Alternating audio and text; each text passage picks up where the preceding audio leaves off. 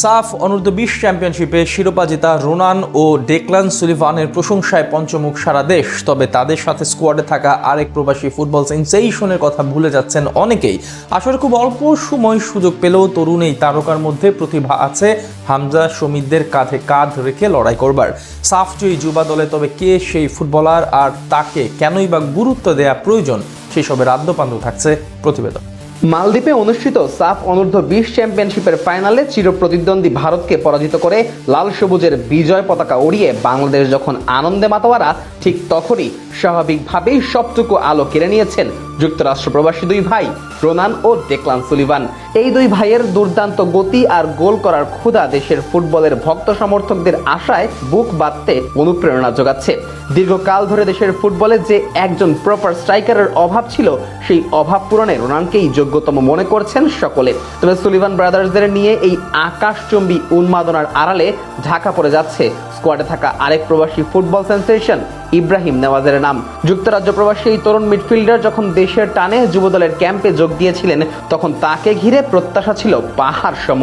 কিন্তু টুর্নামেন্টে মার্ক কক্সের অদূরদর্শিতায় 4 ম্যাচের একটিতেও সুযোগ মেলেনি তার, যা কিনা তার প্রতিভার সাথে করা ঘোরতর এক অন্যায়।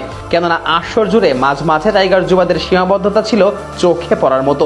আর ইব্রাহিম নেওয়াজ এমন এক তরুণ তুর্কি যার ফুটবলীয় ভিত্তি গড়ে উঠেছে যুক্তরাজ্যের মতো বিশ্বসেরা ফুটবল কাঠামোতে, যেখানে ট্যাকটিক্যাল ডিসিপ্লিন এবং গেম রিডিং ছোটবেলা থেকেই দারুণভাবে শেখানো হয়।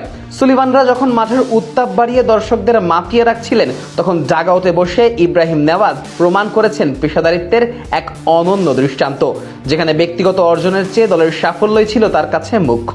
অদূরদর্শিতায় তাকে একাদশে রাখা না হলেও তা নিয়ে কোনো অভিযোগ করেননি 18 বছর বয়সী এই ফুটবলার। অথচ তাকে একাদশে রাখা হলে তিনি আসরে আরও প্রতাপশালী ফুটবল উপহার দিতে পারতেন। এমনিতে বাংলাদেশের ফুটবলে ফিনিশিং এবং বল পজিশনের যে চিরচেনা অভাব রয়েছে, তা পূরণে ইব্রাহিমের মতো টেকনিক্যালি সাউন্ড ফুটবলার হতে পারেন দীর্ঘমেয়াদী সমাধান। ইউরোপীয় ঘরানার প্রশিক্ষণ পাওয়া এই ফুটবলারের বল কন্ট্রোল আর প্রেসিং করার ক্ষমতা এবং হাই ইন্টেন্সিটি গেমের সাথে মানিয়ে নেওয়ার দক্ষতা আমাদের স্থানীয় ফুটবলের মানকে কয়েক ধাপ উঁচুতে নিয়ে যাওয়ার সক্ষমতা রাখে। ডিফেন্সিভ মিডফিল্ডার হয়েও যাতে দলে হামজা চৌধুরী যেভাবে সারা মাঠ দাপিয়ে বেড়ান, ইব্রাহিমও একই কাজ করতে পারতেন সাফ অনূর্ধ্ব-20 চ্যাম্পিয়নশিপে।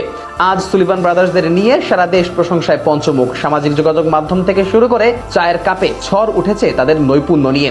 কিন্তু এই উৎসবের আবহে ইব্রাহিম নেওয়াজের মতো প্রতিভাকে উপেক্ষা করলে তা হবে আত্মঘাতী সিদ্ধান্ত।